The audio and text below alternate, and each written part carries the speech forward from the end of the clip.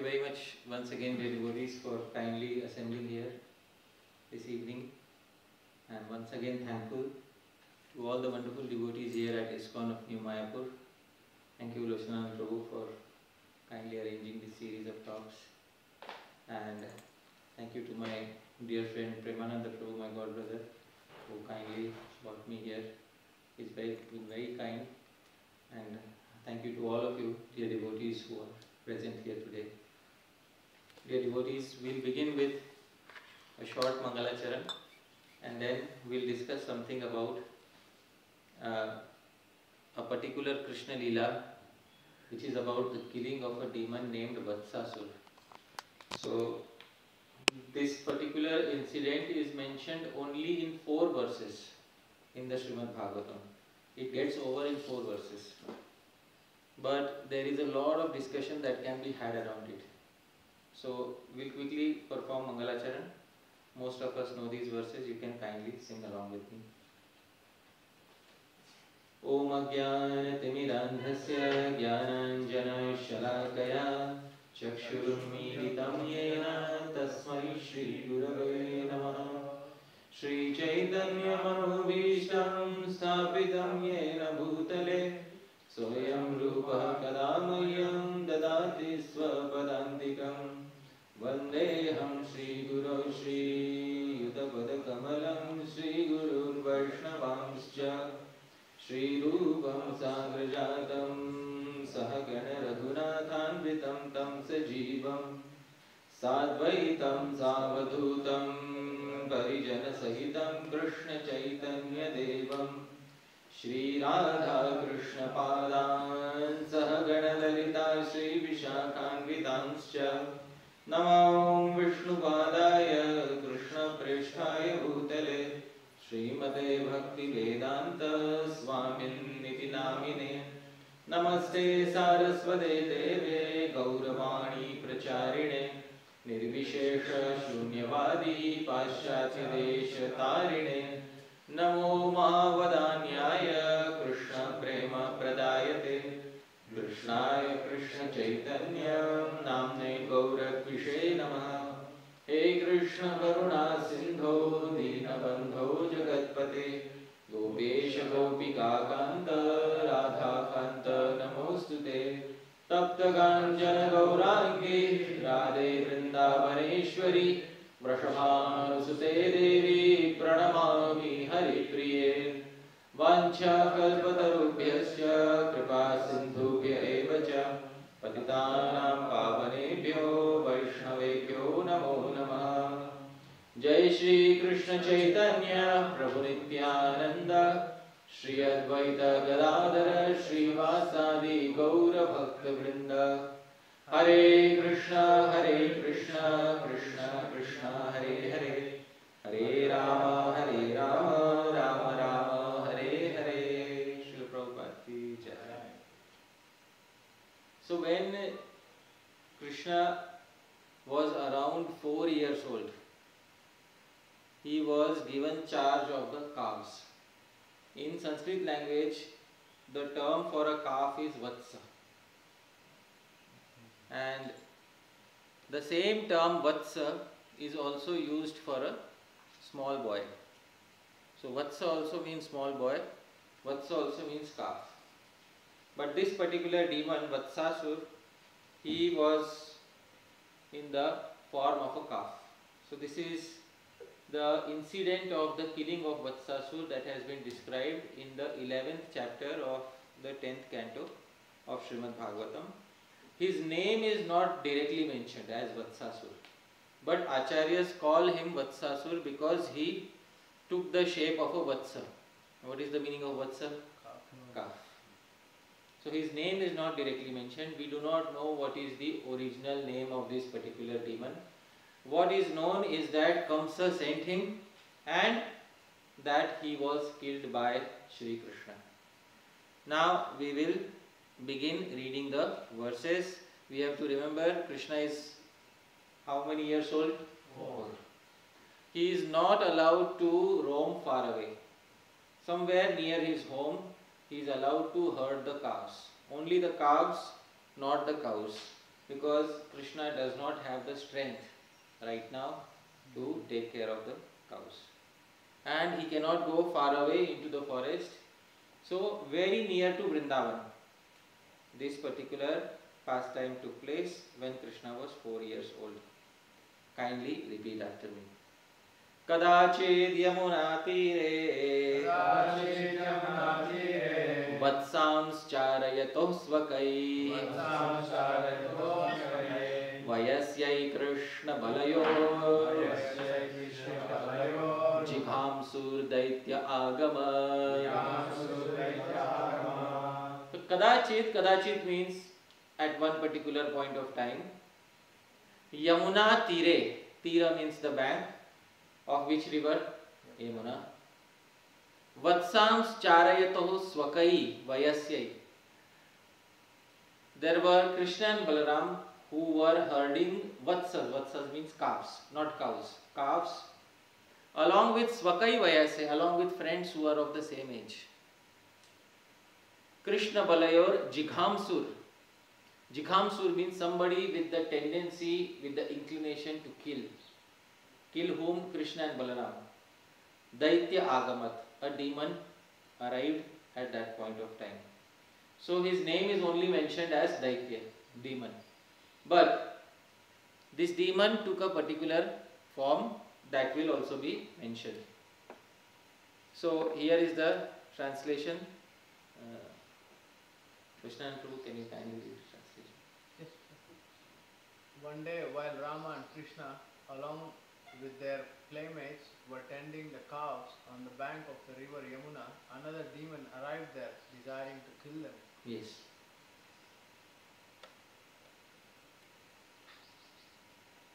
Tam Vatsarupinam Vikshya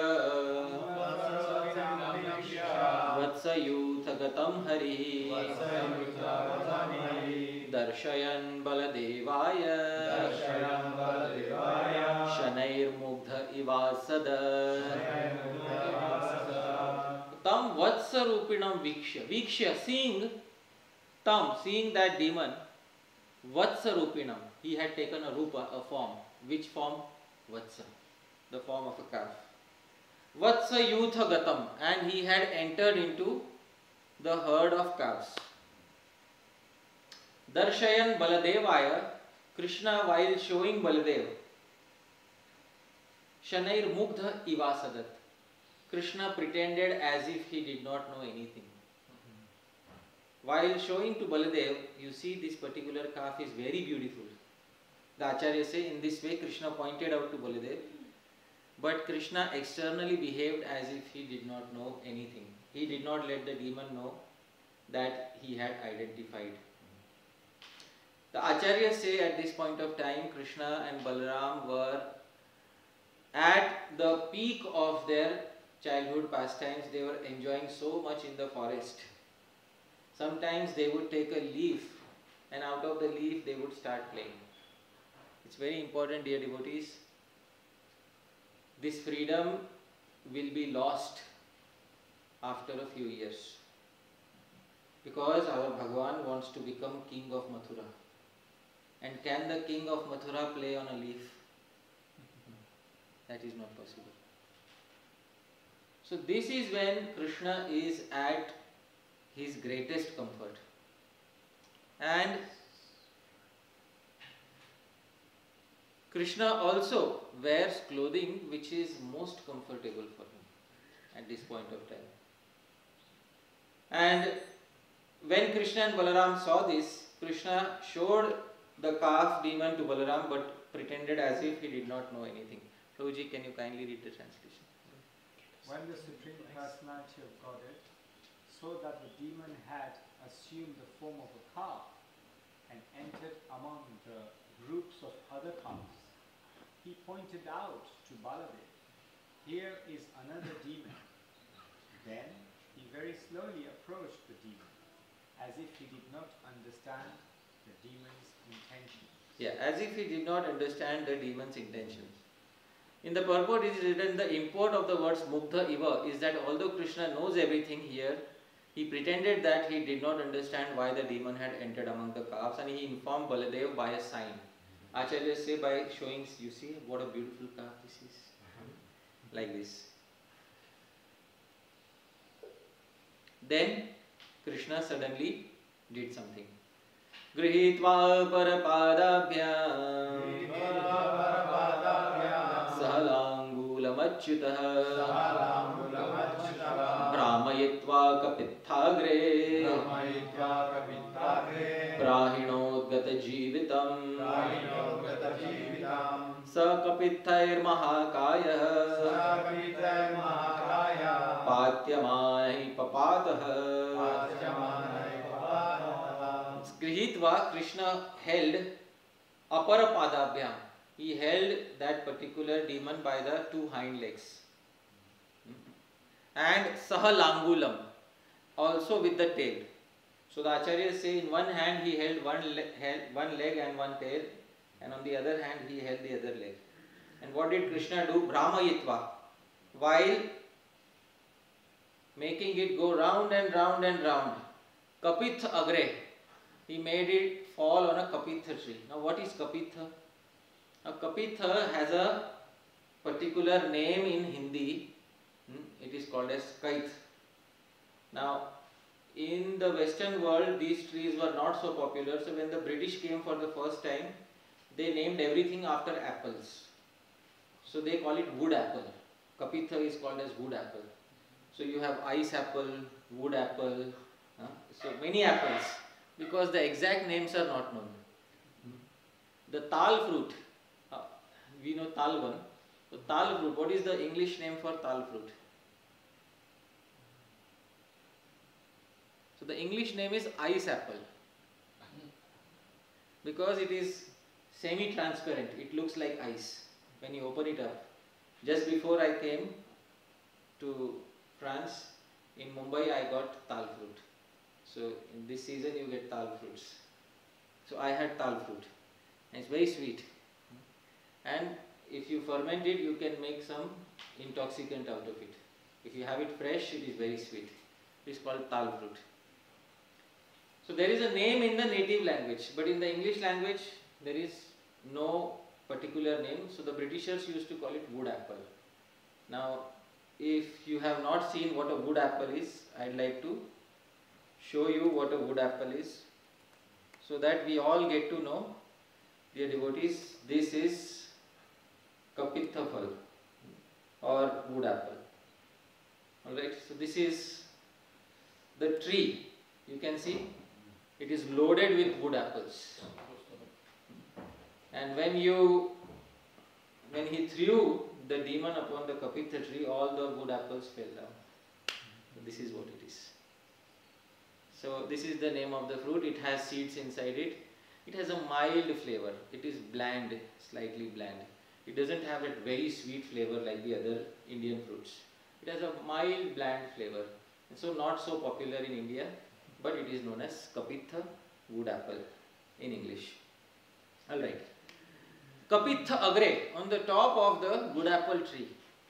Prahinod, he threw that demon, gata jivitam. The demon by that time had already lost its life. Sa kapithair mahakaya patyamane papataha. The demon fell down with all the kapitha trees and its fruits. So this is the translation given by Srila Prabhupada. Prabhu, can you read? It's like bell fruit. Bell. Bell is different, kapitha is different. Yes. Thereafter, Sri Krishna caught the demon by the hind legs and tail, twirled the demon's whole body very strongly until the demon was dead, and threw him into the top of a kapitha tree, which then fell down along with the body of the demon, who had assumed a great form. So this is the particular pastime.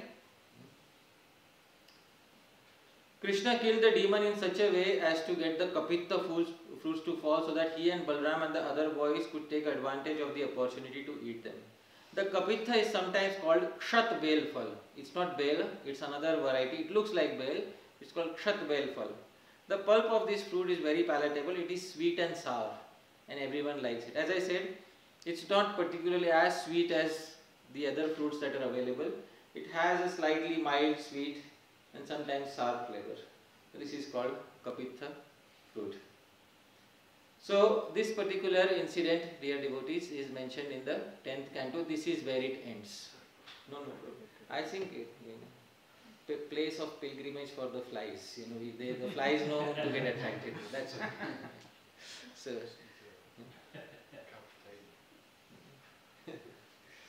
So,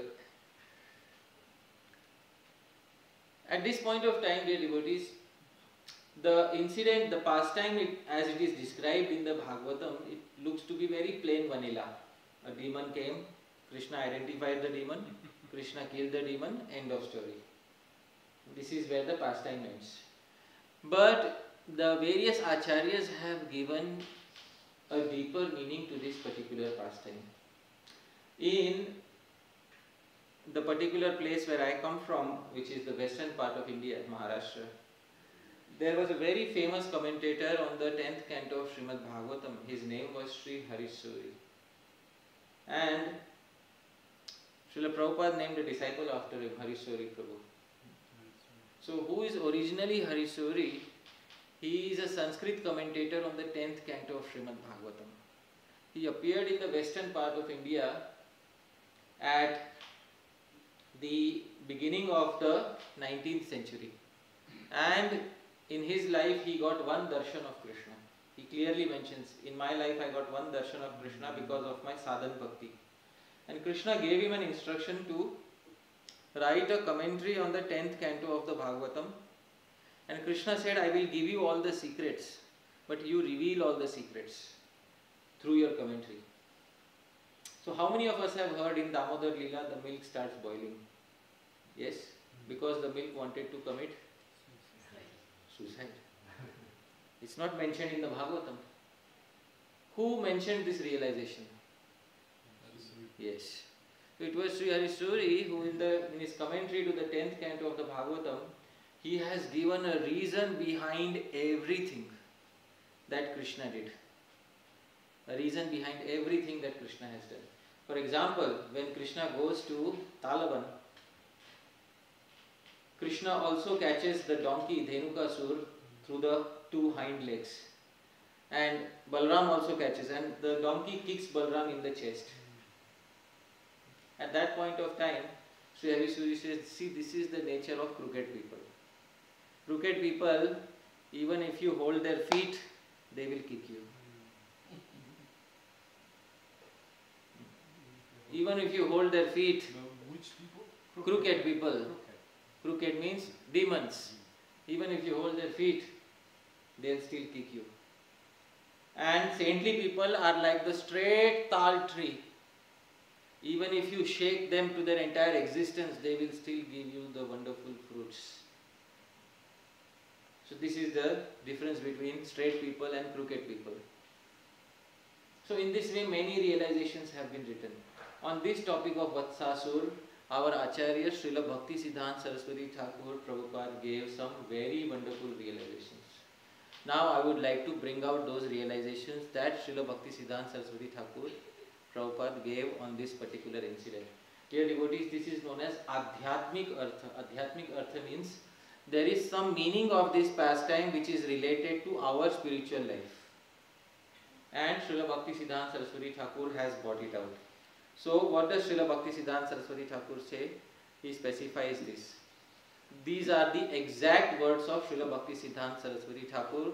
He printed it in an article in 1932. Srila Bhakti Siddhanta Saraswati Thakur says, Vatsasura is one of the demons slain by the boy Krishna.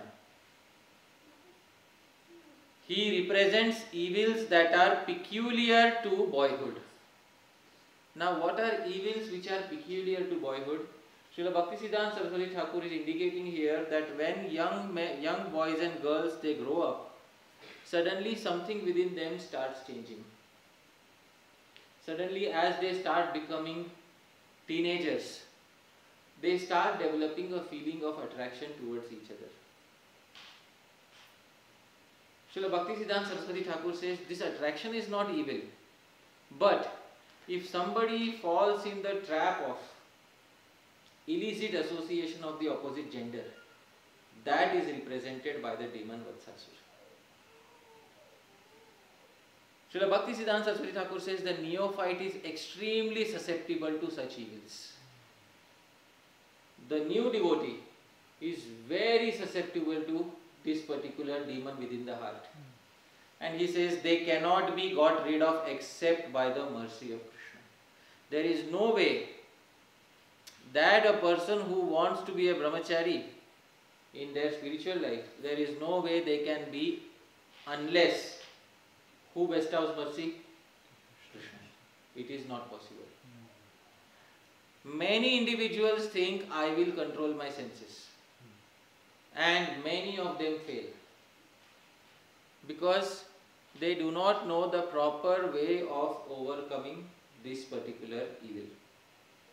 Srila Bhaktisiddhanta Saraswati Thakur says, if one engages in the service of Krishna, the juvenile vices are completely eradicated at an early stage.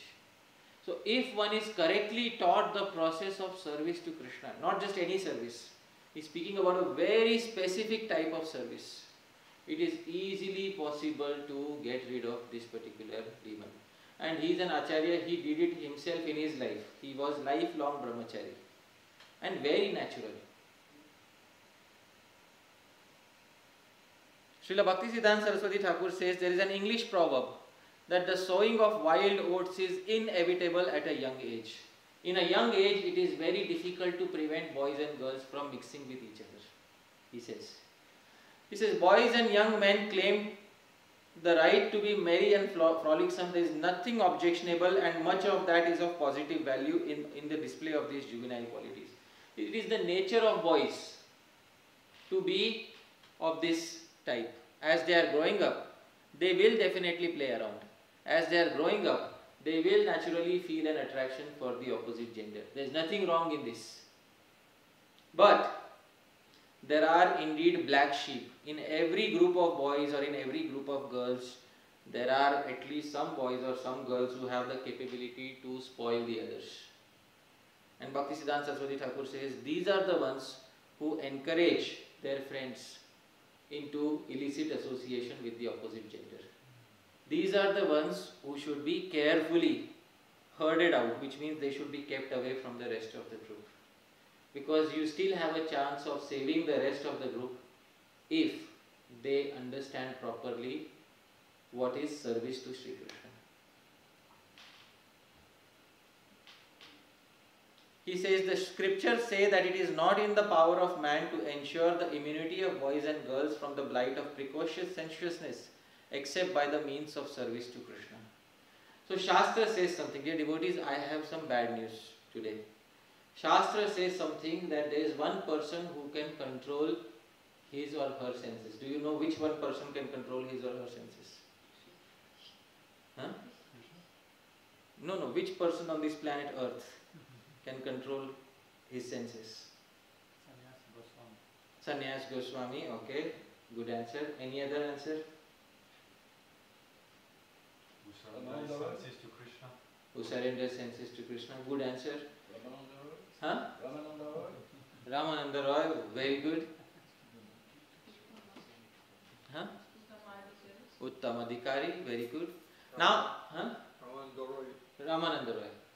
So in the history we found one person, Rai Ramananda. But Srimad Bhagavatam has something to say. What does Srimad Bhagavatam say? Please repeat after me. 3:31-37 Bhagavatam.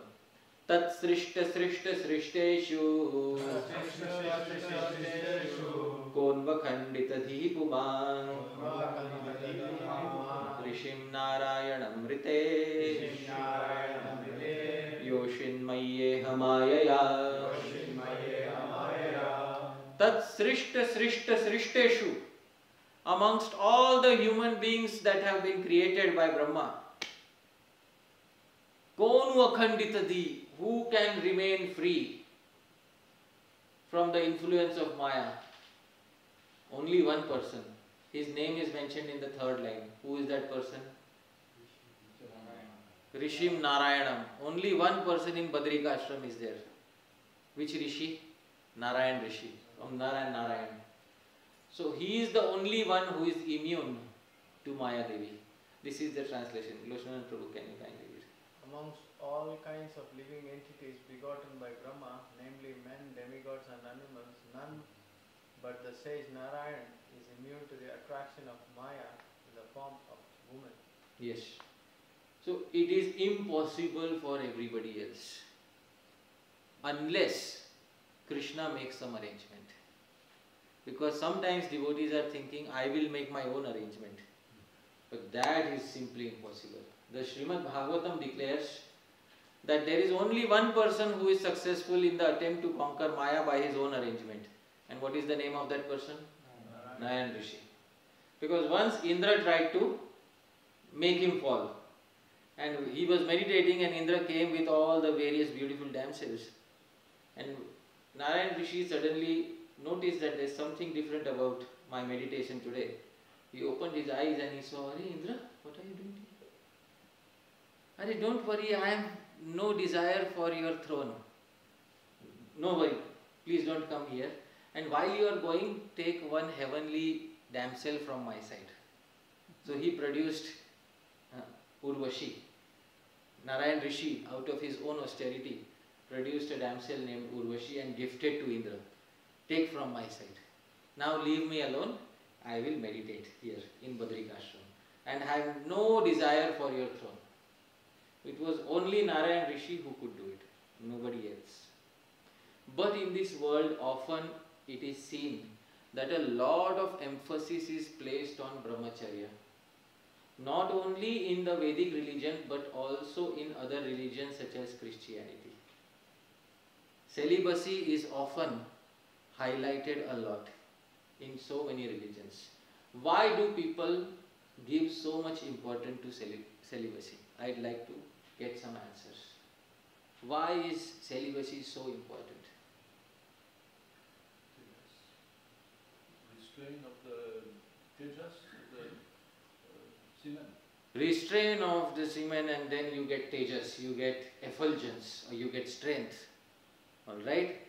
One good answer. Yes, Prabhu? Because the opposite sex is the main distraction it is wrong. Because the opposite gender, for both men and women, it is a distraction. But can't both of them together serve Krishna? Yeah. Then? So many householders, they do such nice seva together.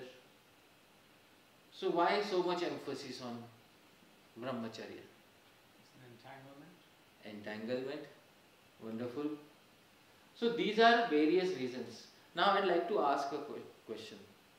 Entanglement, Prabhuji said increase of tejas. Do any of these reasons have anything to do with service of Krishna? Any direct relationship with service of Krishna? The one we just cited? Huh? The one we just cited or about brahmachari? Not one mistake. The one which we saw, the reasons we saw. Do they have any direct relationship with service of Krishna? In Bhakti Rasamrit Sindhu, Rupa Goswami gave how many limbs of bhakti? Anybody knows? 64. 64.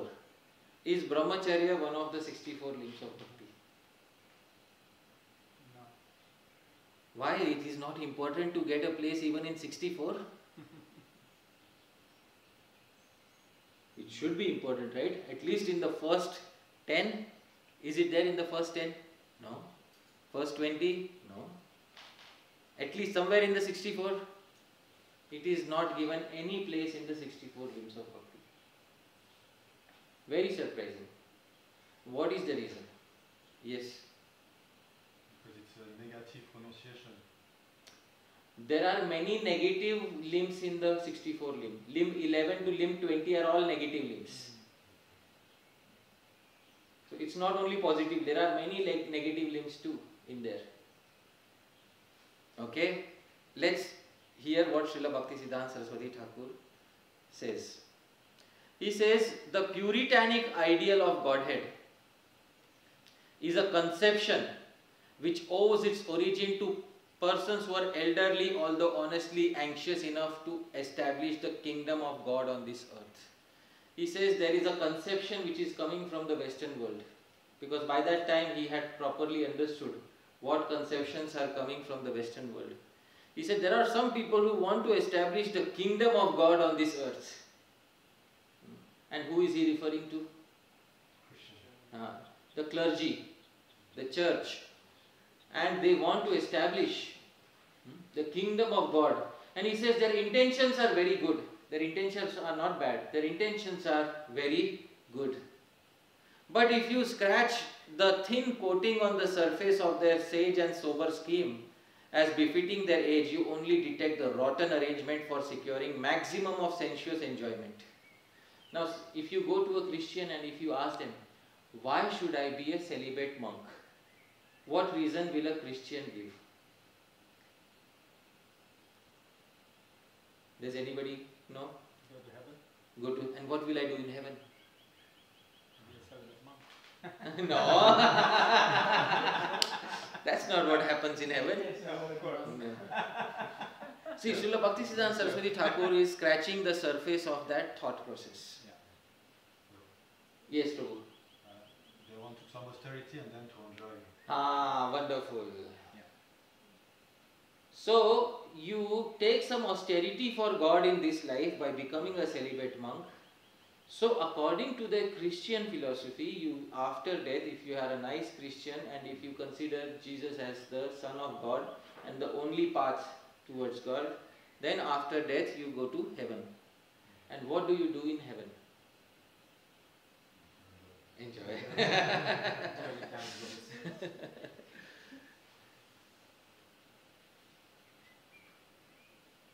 What has any of this got to do with service to Bhagavan?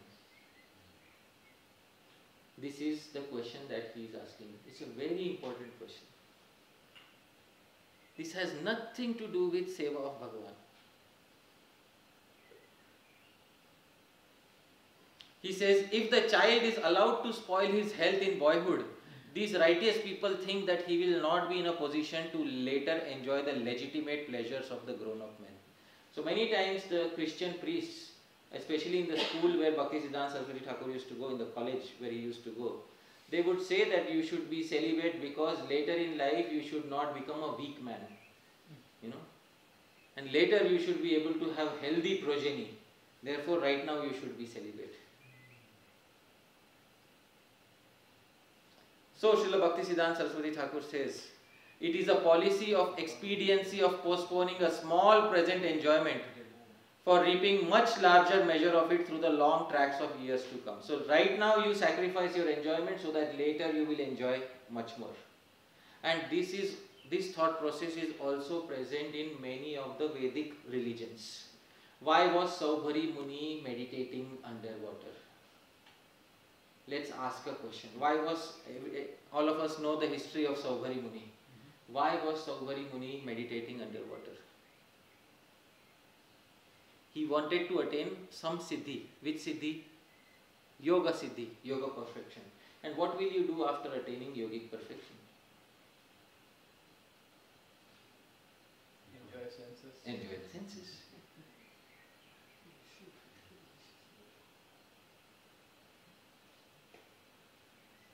So Srila Bhaktisiddhanta Saraswati Thakur says this is the spurious brahmacharya ideal as misconceived by its worldly supporters. Many people give this version of brahmacharya that you should right now control your senses, later you will be happy. And this he calls is as spurious. Does anybody know what is the meaning of spurious? There's many words I don't understand. Okay. Not only spurious, furious, expediency. Yeah, many I will explain in routine. yes. I will explain in easy language. Spurious means that which is not genuine, non-bona fide. This non-bona fide brahmacharya is often found in various religions on planet Earth. Sometimes even within the devotee community, people encourage brahmacharya. You go and ask them, why should I be a brahmachari? Because it is good to be a brahmachari. Yes, but why? What will I get after being a good brahmachari? then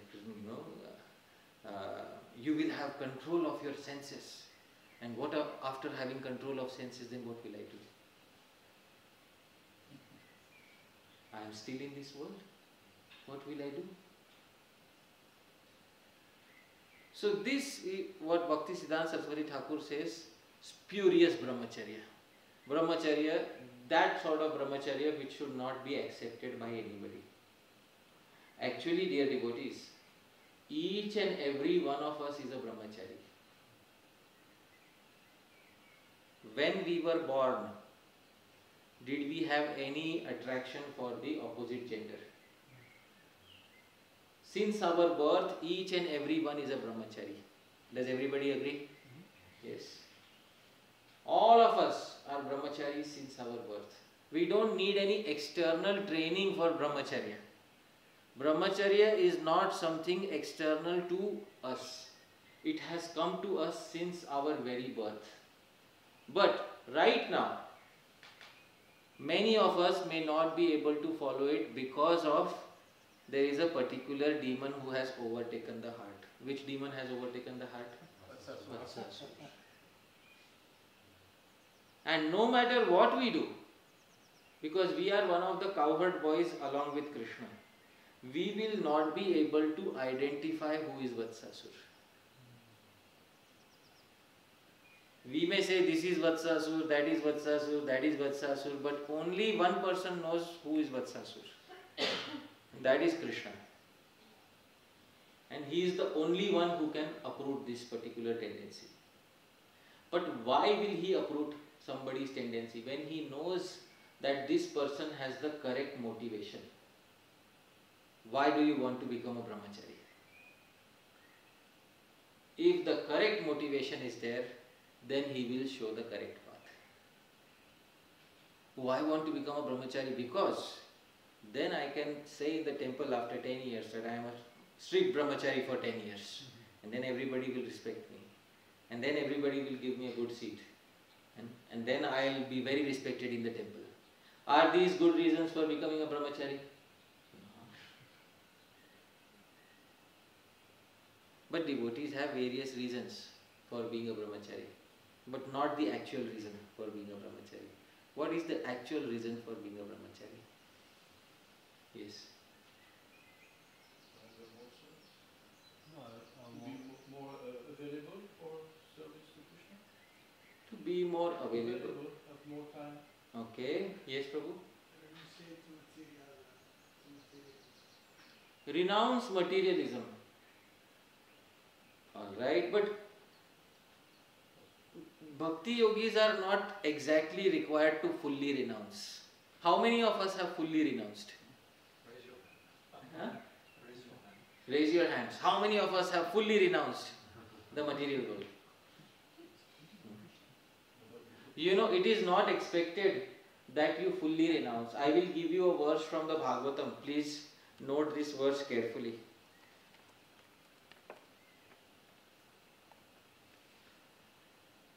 Yadrichaya mat kathadau jata shraddhastu yah puman na nirvinno na atisakto bhakti yogo asya siddhida. Krishna is speaking about bhakti yoga. Prabhu, Christopher, Prabhu, kindly read the translation. Somehow or other by good fortune one develops faith in hearing and chanting my glories. Such a person, being neither very disgusted, who is not very much attached to material life, should achieve perfection through the path of loving devotion to me. Neither very disgusted nor very attached. Which means you should have little attachment to material life in order to be a devotee. Right? In commenting upon this verse, Srila Vishwanath Chakravarti Thakur says, if one becomes too disgusted with material life, one cannot be a devotee. They will become a jnani, an impersonalist. If one is too attached to material life, they also cannot become a devotee. They will become a karmi.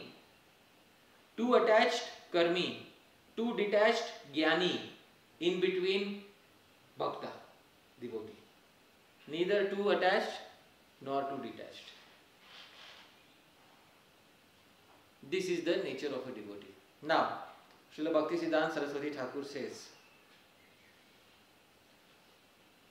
the scriptures indeed say that everyone should serve Godhead from the womb. Scriptures say that each and every living entity serves Bhagavan right from the womb. Isn't it described in the Bhagavatam that the child in the womb prays to Bhagavan? Yes or no? Yes.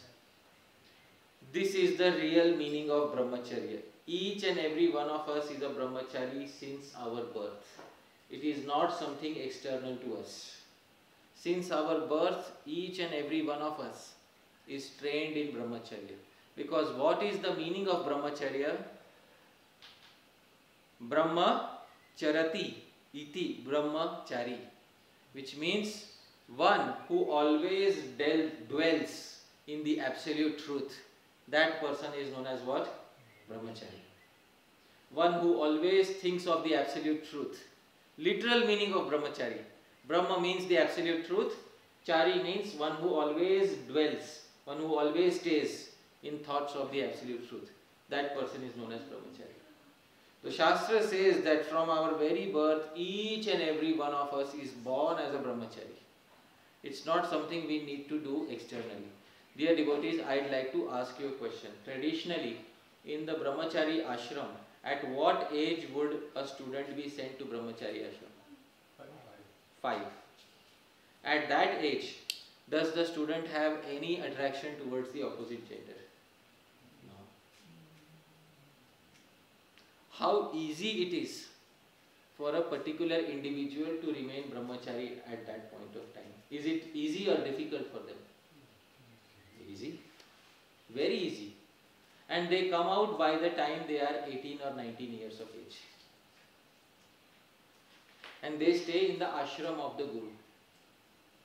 Is brahmachari, traditional brahmachari life easy for the brahmachari or difficult for the brahmachari? It's easy. Because of the age factor. Now in the cities, somebody starts brahmachari training at the age of 25. Oh my goodness. By this time, Vatsasura has already taken over.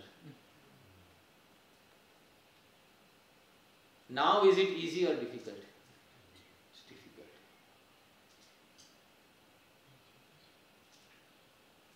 Therefore, actual brahmacharya is from birth. That which is obtained from birth, that is brahmacharya. And therefore, traditionally, a person would be enrolled in brahmachari ashram at the age of 5 years. Because that is the time when they can truly, without any issues, remain brahmachari. Srila Bhaktisiddhanta Saraswati Thakur says something. The practices of asceticism, sometimes some devotees try to become ascetic. Ascetic means I will eat less, I will sleep on the floor. They are really conceived in the Epicurean spirit. Why do people do this? So that right now I will suffer, so that later I can enjoy. Right now, this is called Epicurious. There was a philosopher in Europe, his name was Epicurious. So, his philosophy is material enjoyment. So, Bhaktisiddhanta Saraswati Thakur says, those who try to become ascetics, renounce everything and take many difficulties for becoming a brahmachari, actually they are Epicurean. Epicurean means they are suffering right now, so that later they want to enjoy.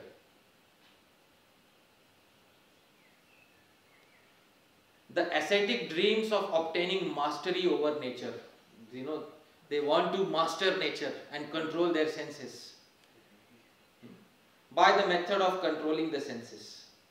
If the senses grow callous to the temptations of the world, if the senses resist the temptation of the world, the ascetic thinks he has less chance of falling in the power of nature. So this is what Bhaktisiddhanta Saraswati Thakur says. Actually, many brahmacharis in the world want to conquer material nature. That is their dream. Their actual dream is to conquer material nature. It has nothing to do with seva of Bhagavan. And that is the reason why so many brahmacharis fail in their attempts. Because most of the brahmacharya is about conquering material nature. It has nothing to do with love of Bhagavan. Nothing to do with that. Yes, Prabhu. What about the verse of Rupa Goswami who says that the one who is controlling his senses can make disciples all around the world? Yes. Yes. The one who can control his senses can make disciples all around the world. But the one who cannot control his senses, he can still practice bhakti yoga, perfect his life and go back to Godhead. Yes? It's not that everybody else is disqualified. Not only the senses, but the tongue mainly. Tongue mainly. Let's say somebody cannot control the tongue or the genitals. What will Rupa Goswami say to them? Still practice bhakti yoga. Yes. Are they disqualified from the path? But if you want to become a guru, that is very strict. Because thousands of people are depending on you at the moment of their death, that my guru will save me. So that is serious business. But otherwise you can practice bhakti yoga, no problem. See here, Srila Bhaktisiddhanta Saraswati Thakur says, there is no reference to the service of Godhead or to any spiritual issue in this spurious brahmacharya. When people think that I will conquer material nature, they have nothing to do with seva of Bhagavan. Therefore, most of these brahmacharis are not able to attain success. Because it is only about avoiding the negatives, overcoming material nature. It has nothing to do with the positives of service of Bhagavan, loving service of Bhagavan. See here, we have had many occasions to explain that the spiritual is transcendental. No mundane consideration can form any part of spiritual training or conduct. Any spiritual training which is purely based on the material platform is not actually spiritual training. Controlling the material senses is not spiritual training. He says very clearly, Christopher Prabhu, can you please read this sentence? It is not a spiritual affair to be even able to control one's carnal desires. Carnal means sex desire. It is not a spiritual affair to be even able to control one's sex desire. That is very specifically said by Srila Bhaktisiddhanta Saraswati Thakur. Somebody who comes and says, I have brahmachari for 30 years. Alright? So what? It is not a spiritual affair at all. You know, there is a very famous incident in the Chaitanya Charitamrita.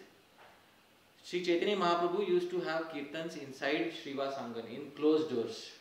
And one time somebody said there is a pakka brahmachari who survives only by drinking milk.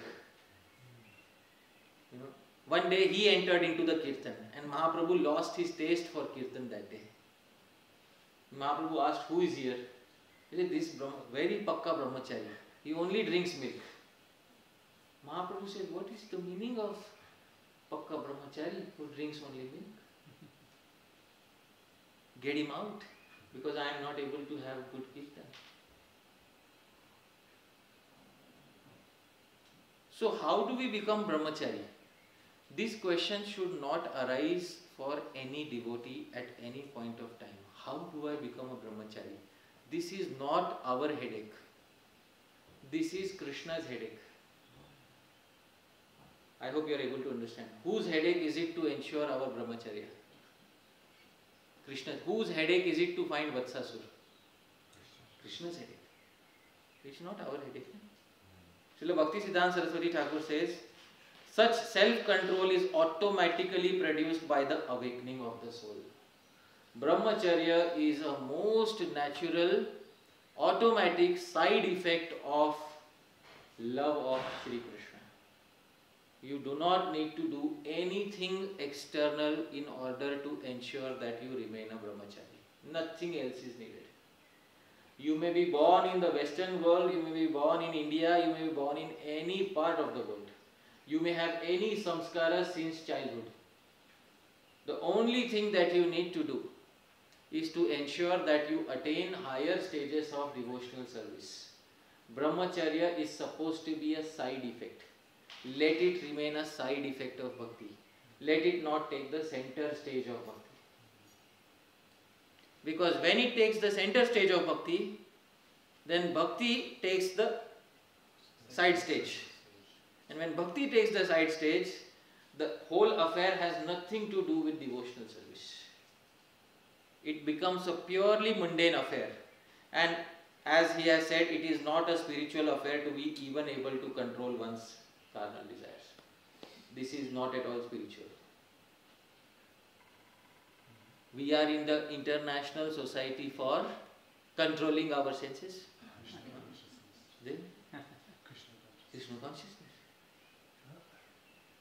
But often I have felt that I am living in the International Society of Suppressing My Senses. Yes, yes, Prabhu. I have a question then. Yes. Because you said it's a side effect of bhakti. Hmm? So meaning if someone doesn't have a sufficient taste, Yes. then, They cannot remain a brahmachari. but meaning that if someone is serious enough to develop seriously a taste, then Yes, automatic. There is nothing external needed.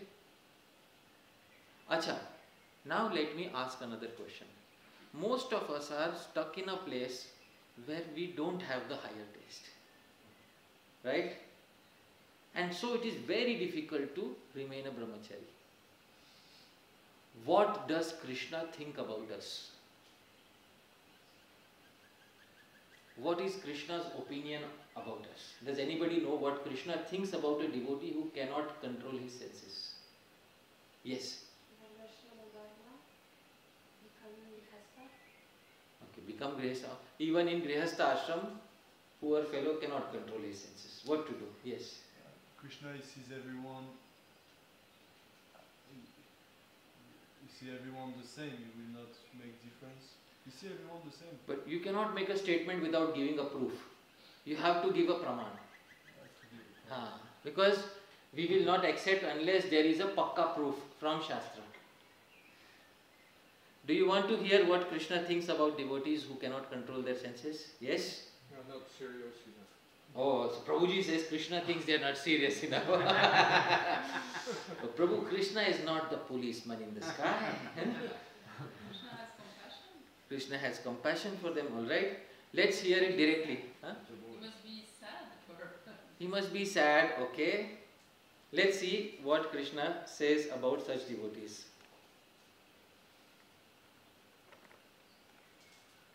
Please repeat after me. 11.14.18. 11th canto, 14th chapter, verse number 18. Krishna says to Udav, Badhyamanopi madbhakto Vishayairajitendriyah Prayah pragalbhaya bhaktya Vishayairnabhibhuyate. So, Lieutenant Prabhu, can you kindly read the translation? My dear Uddhava, if my devotee has not fully conquered his senses, he may be harassed by material desires, but because of his unflinching devotion for me, he will not be defeated by sense gratification. Oh my goodness. Prabhu, there is a contradiction. It seems Krishna does not understand how ISKCON works. Prabhu, he may be harassed by material desires, but because of his unflinching devotion. How can one be harassed by material desires and still have unflinching devotion? It seems Krishna does not understand how ISKCON works. Either you have unflinching devotion or you are harassed by material desires. How can you have both at the same time? Yes, Prabhu. Well, we all have material desires with the body, but then we make a choice. Okay. Do I satisfy my desires, or do I want to give it up for a higher purpose? If you satisfy the desire, then for that case Krishna is saying, still you have unflinching devotion for me. See, the term here he uses is ajitendriyaha. Does anybody know what is the meaning of ajitendriyaha? One who has not conquered his senses. Jita indriya, one who has conquered his senses. Ajita indriya, one who has not conquer. See in the word for word. Ajita, without having conquered. Indriya, the senses. So he is speaking of a person who is not able to give up sense gratification. He says, still such a person is my unflinching devotee, and he will not be ultimately defeated by sense gratification. That is Krishna's verdict for everybody who is not able to control their senses. Acha. Now how are we unflinching devotees? The answer is because if we ever fall into trouble, we will never approach any other deity for help. We will only approach whom? Whether we have controlled our senses or not controlled our senses, whether we are rich or poor, no matter which state of life we are in, for us the worshipable deity is always going to remain whom? Therefore you are unflinching. Therefore you are unflinching in your bhakti. This is Krishna's verdict for each and every one of you. Gradually you will rise. And when you rise, you will experience something which will make you automatically give up all lower pleasures. What will you experience when you become advanced? Ras. Once you experience rasa, then nothing of this will matter. Nothing. Absolutely nothing. But once you have to experience rasa, bhakti ras. How many of us have heard the term param drishtva nivartate? Many times in Bhagavad Gita we say param drishtva. What is the meaning of param drishtva nivartate? On experiencing higher taste. Where is the term taste mentioned there? Param means higher. Param means higher. Param, what does param mean? Supreme, higher. Where is taste mentioned there? What is the full What is the full verse? See here. Vishaya vinivartante niraharasya dehina rasavarjam rasopiyasya param drishtva nivartate. He overcomes lower rasa by seeing param, higher. Higher what? Of the same thing, higher. He overcomes lower rasa, lower taste, by seeing higher taste. What is the Sanskrit term for taste? Rasa. So, lower rasa is overcome by seeing higher rasa. In this case, higher rasa is bhakti rasa. So gradually we are getting there. Please do not lose hope that it is impossible. It is possible for a person who has experienced one substance in his life, and that is rasa, bhakti rasa. Then it's very easy. Then brahmacharya is a natural side effect. Like you said, Ramanand Roy. Oh my goodness. What does Roy Ramanand have that all of us do not have? That is the product or a side effect? Side effect. So what is the main product? Higher taste. And what is the technical name for higher taste? What is the Sanskrit name for higher taste? It's mentioned here. Rasa. What is the Sanskrit term for taste? Rasa.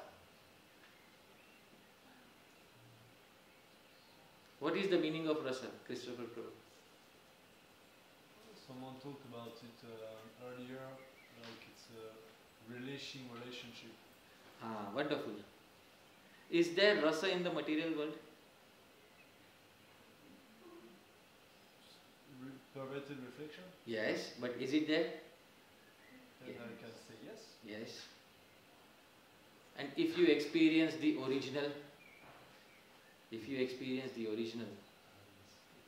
You also experience that rasa means you are dealing with a person. Yes. You detect that Krishna is the person. Yes. In India, if you go to the market, flea market, you can get a shoe for 300 rupees, very cheap. It's called Adidas. But one of the character will be reversed, Adibas. Alright? Huh? So you get Adibas for 300 rupees. That's rasa in the material world. Let's say you go to the United States and you get Adidas, actual Adidas. So once you wear actual Adidas, will you go back to Adibas? No? No, it's true. It's a fact. Right? Because the original has a different feel to it. So the original rasas, they have that feeling to them that you will not get engaged in Adibas. You will like Adidas. That is what it is. Yes, Prabhu. You have to say anything? No, all right. So this is what the killing of Vatsasura means. That Shri Krishna, by his mercy, gives us bhakti rasa. And by giving us bhakti rasa, Shri Krishna kills the demon named Vatsasura within the heart. And once the demon is killed within the heart, then brahmacharya is a natural side effect of the killing of Vatsasura. Because actually we are brahmacharis since our birth. Only for the time being Vatsasura may have taken over. Once he is killed, we are again brahmacharis. By default, we are all brahmacharis.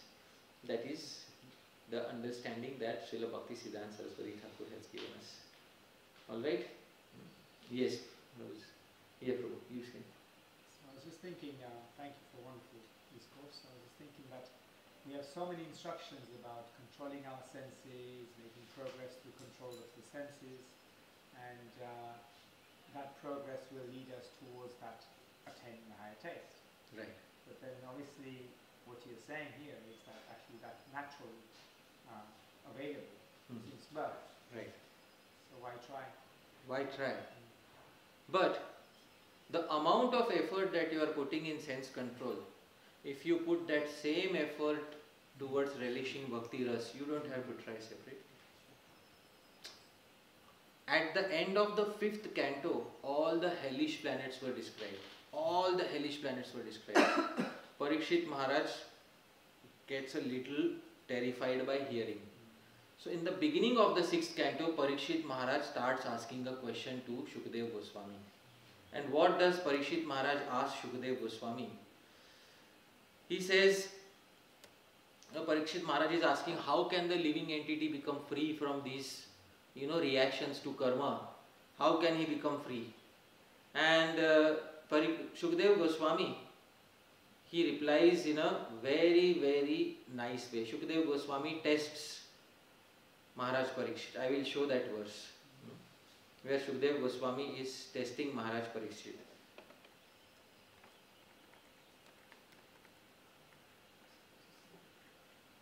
See here, 6.1.13. Shukdev Goswami gives various means. Tapasa brahmacharyena shamena cha damena cha tyagena satya shauchabhyam yamena niyamena va. So Shukdev Goswami also says, Prabhu, kindly read, kindly read till this point, Prabhu. Concentrate the mind, one must observe a life of celibacy and not fall down. One must undergo the austerity of voluntarily giving up sense energy. Parikshit Maharaj is not happy with this. Shukdev Goswami notices in his disciple, my disciple is not satisfied with this example, with this line of thought. Immediately, Shukdev Goswami changes his line of thought. Please repeat after me. Kechit kevalaya bhaktya Vasudeva parayana Agham dhunvanti kartsnena Niharamiva bhaskara. So please read the translation. Only a rare person who has adopted complete unalloyed devotional service to Krishna can uproot the weeds of sinful actions with no possibility that they will revive. He can do this simply by discharging devotional service. just as the sun can immediately dissipate fog by its rays. Only the rare person who actually knows what is to be done. Others will do tapasya, brahmachari, this, that, everything. Only the rare person who knows what is the secret. What is that secret? Unalloyed, 100% prema bhakti, with bhakti ras flowing in the heart. That person will be able to completely destroy Vatsasura with no possibility of revival. Others, there is a possibility of revival. I'd like to quote a verse by Rupa Goswami, a very sweet verse by Rupa Goswami from the Padyavali.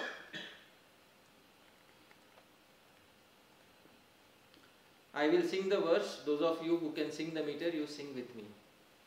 Kashayan cha bhojanadini aman no bhavane vasato vyakhyanadathva muni vrata bhara chitodbhava kshiyate kintu sphita kalinda shailatanaya tireshu vigridato govindasya padaravinda bhajana rambasya leshadapi. Prabhu, kindly read the translation. Not by wearing saffron cloth. Not by wearing saffron cloths. Alright? Not by restricting food and other sense activities. Not by living in the forest. Not by discussing philosophy. And not by observing a vow of silence. But only by even the slightest beginning of devotional service to the lotus feet of Lord Govinda, who enjoys pastimes on the Yamuna's wide banks, is Kamadeva stopped. Who is Kamadev? Lust. Lust. This is Padyavali, verse number 11, the mature conclusion of Srila Rupa Goswami Prabhupada. This is brahmacharya, dear devotees. Hence proved, this is brahmacharya. Yes, Prabhu.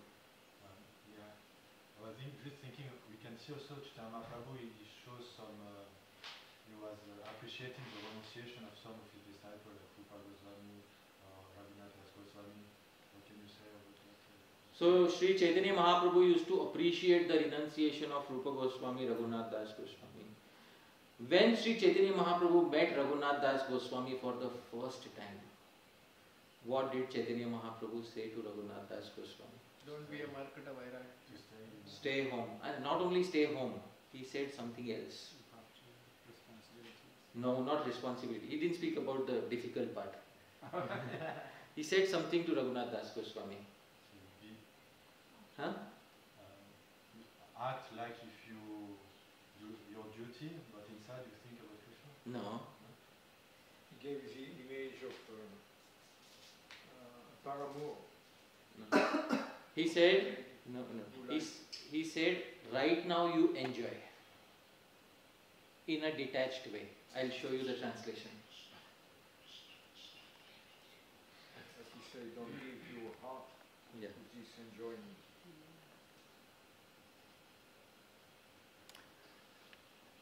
मरकट वैराग्य ना कर लोक देखाइया यथा योग्य विषय भुंज अनासक्त हैया. Prabhu, you read the translation.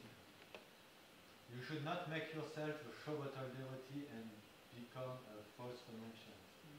For the time being, enjoy the material world in a benefiting way and do not become attached to it. Can you imagine a guru telling the disciple,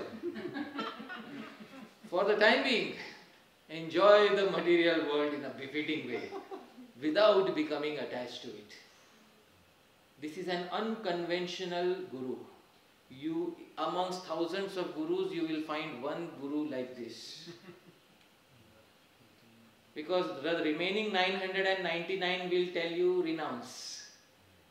But one unconventional guru will tell you, right now, enjoy the world in a befitting way. What is the meaning of befitting? Enjoy without breaking the four regulations. Don't, commit a sinful activity. But while you are enjoying, remain detached within your heart. This was the instruction that Chaitanya Mahaprabhu gave to Raghunath Das Goswami the first time he met Raghunath Das Goswami. After receiving this instruction, Raghunath Das Goswami gradually renounced. And then afterwards, he became the greatest renunciant of the Gaudiya Vaishnava world. The greatest renunciant that the Gaudiya Vaishnava world has ever seen. He started from this point. For the time being, enjoy the world in a befitting way. Because you know what is the position of many devotees? When they are enjoying, their spiritual life makes them guilty, feel guilty within. And when they are performing their spiritual life, their material taste does not let them enjoy spiritual life. So their spiritual life does not let them enjoy material life, and their material life does not let them enjoy their spiritual life. And therefore Chaitanya Mahaprabhu tells him, right now, don't think too much about renouncing and joining me. Right now, enjoy in a befitting way. And do not become attached. This is an unconventional spiritual master. Thank you. Yes. Right.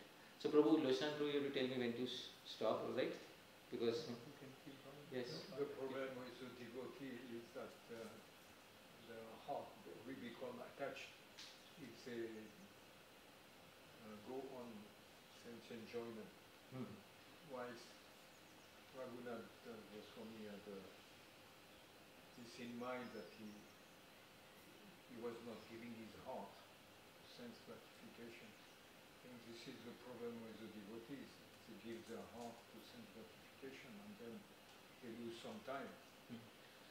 You know why devotees give their heart to sense gratification? Because many times the authorities that they meet are negative in nature. If a devotee meets an authority like this, they will not become... You need an authority who can tell the devotee, right now you enjoy, but this is where you draw the line. If a devotee gets an authority who is so mature, and the devotee is also in a proper frame of mind, the devotee will not become attached to material life. Because every jiva, they have come to this world because they have some tendency for material enjoyment. But when it is forcibly suppressed, without any higher taste, param rasa, then what happens is after some time they become negative towards Bhagavan. When they become negative towards Bhagavan and once they leave, that is when they become complete materialistic in nature. And that is what it causes them to fully drown in material life. But at the proper time they need somebody who can tell them this. If Raghunath Das Goswami at that point of time would have renounced fully, that would have been a problem. But Chaitanya Mahaprabhu said, right now is not the time. Right now you should not. Later I will tell you when to do it. So that is the difference. Yes. So how should we teach from the Gurukul, for example, ISKCON, what pronunciation? Okay. Gurukul in ISKCON, what should we do? It's a very important question. See Prabhu, we call ourselves a Vedic society, right? Everywhere we like to use the term Vedic. Wherever we want. It's ghee or it's school or it's anything, Vedic or planetarium. It's all Vedic. When we use the term Vedic, Vedic comes with the entire package of the Veda. And what is the entire package of the Veda? Dharma, Artha, Kama and Moksha. What is the meaning of Artha and Kama? Wealth and sense enjoyment. Kama actually refers to the creative tendency of expansion. That is Kama. One becomes creative in material world. That is Kama. If we want to become Vedic, can we become Vedic without including Artha and Kama? That is my question. No. We have to have all 4 goals of life in order to become Vedic. Previously in a Gurukul, in a traditional Gurukul, a student will be enrolled at the age of 5 years. By the time the student reaches 13 or 14 years, the student has no desire for Kama because they are studying and they are playing around. Around 12, 13 or 14, they start developing desires for Kama. At that point of time, there is a Vedic text named Kama Shastra, which is taught separately to the boys and girls. Kama Shastra is not about sex, because in the Western world it is often misinterpreted that the Kama Shastra of Vatsasura is a sex manual. It is not about that. Kama Shastra, most of the chapters are dedicated to understanding how to have a proper household life. The first chapter is dedicated to how to have a proper household life. How to, in household life, how to have a nice taste in all objects such as flowers, perfumes, etc. How to decorate the home. How to be more attractive to other people in general. All these things are taught in the beginning of Kama Shastra. And then later after marriage, how to find a suitable partner for marriage.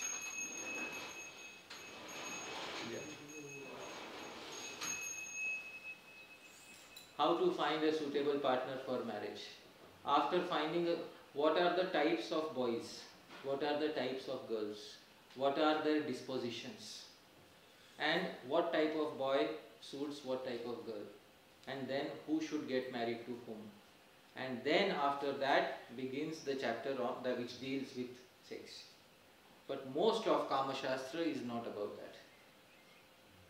It's about satisfaction of material desires in a way that will not cause you sinful reactions in the future. That is what is the main purpose of Kama Shastra. And it is one of the 4 pillars of Vedic life. If it is denied and suppressed by other 3 pillars, obviously it will find some way to sprout in some other part of life. And that is what often is seen. So I hope, anything Vedic, as soon as you attach the term Vedic, it comes with the entire package. You have to be very careful. Better call it Bhakti Yoga. If you do, somebody doesn't want that Artha and Kama, call it Bhakti Yoga. But as soon as we start calling it Vedic, the 4 Vedas come along with it.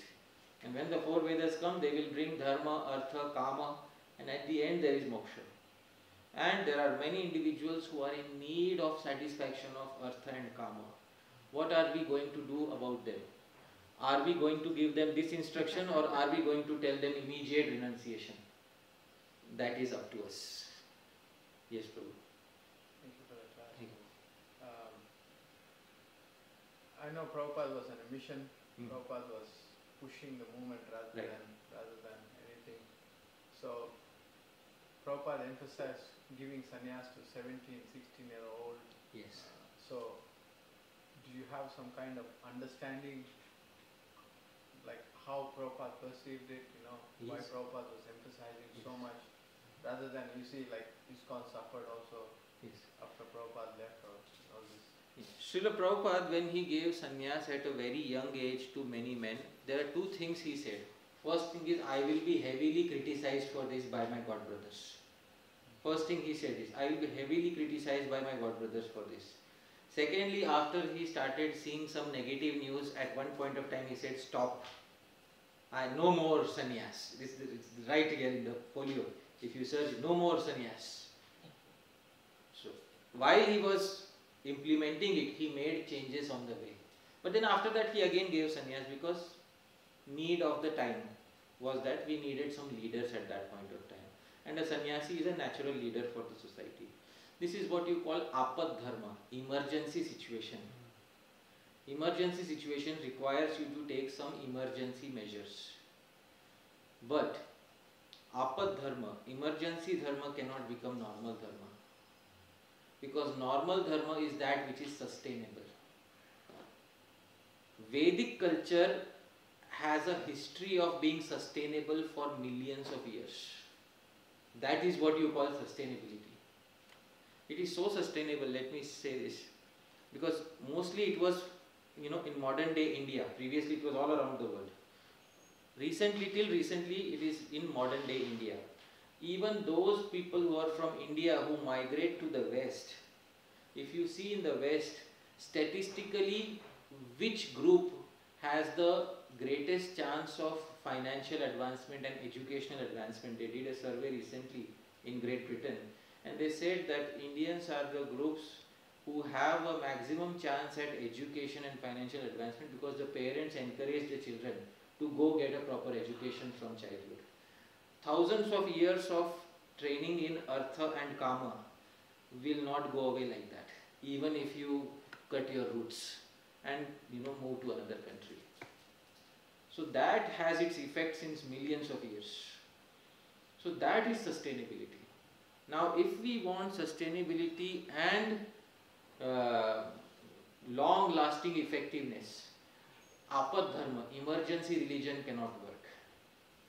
Some change of approach has to be there. And therefore there are statements by Srila Prabhupada that a lot of my desires are not yet fulfilled because I did not implement varnashram in the movement. There are some quotes which say 50% or something like that, although that quote is not documented. But many devotees say that Prabhupada often said that varnashram is my main concern because I have not implemented. Srila Prabhupada also saw that it is unsustainable in the long run. What will work in the long run is dharma, artha, kama. After they have satisfied their desires, finally they will aim for moksha. And if we can have a proper sustainable model in any part of the world in ISKCON, where in a small scale we are able to implement a paradigm of dharma, artha and kama without disturbing bhakti, then we will have shown on a microcosmic scale how varnashram works, and then it can be replicated on a macrocosmic scale. That will be the success of the remaining 50% of the movement. That is what I would like to say. Alright? Like Sister Leela, she organizes the kirtan, so Yeah. get ready for the kirtan.